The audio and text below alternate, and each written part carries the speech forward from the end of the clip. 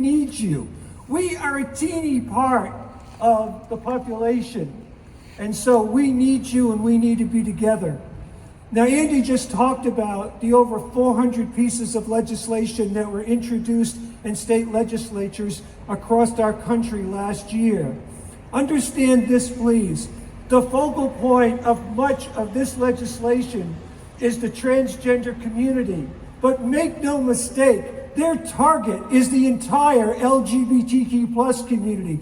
We just happen to be the easy target for their administrative and legislative efforts. But we all need to stand together for human rights and for what this is all about.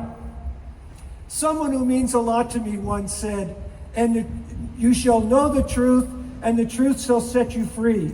I want you to know that that's my personal story. For over 6 decades, I didn't live with the truth. For much of that time, I didn't know who I was. I just knew there was something different about me, and I couldn't figure it out. Eventually, I understood that I am a transgender woman, and eventually, I came out, and I let that truth be known. And I want you to know that acknowledging that truth set me free to be authentically the person that God made me to be. And I know there are some people standing here tonight, and I know there are people throughout our city who are longing for the opportunity and the help to come out and be who they authentically want to be. And when you've come out tonight as an ally and stand here with us, you are helping to make that possible. So realize your very presence here tonight makes an incredible amount of difference.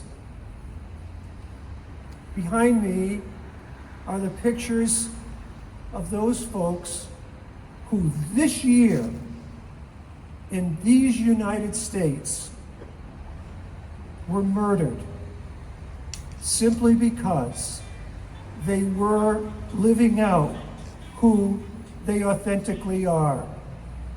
And my friends,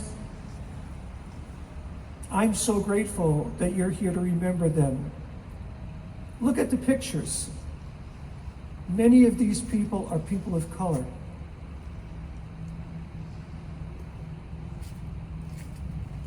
Many of these people are trans women.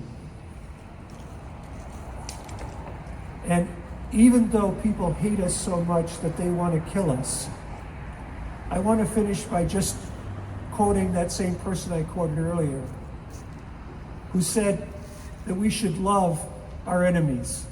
You know, for 6 decades, I lived in bondage, not being able to acknowledge who I was.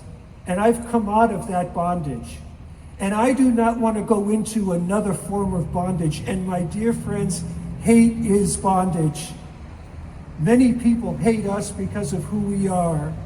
But I just hope that all of us, as much as inside of us, we are disgusted, we are angry, and we want to just lash out. I hope that we can all learn within ourselves to love even those who hate us, to even love our very enemies.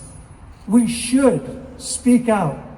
We should advocate for justice, but never let their hate drag us back into another kind of bondage.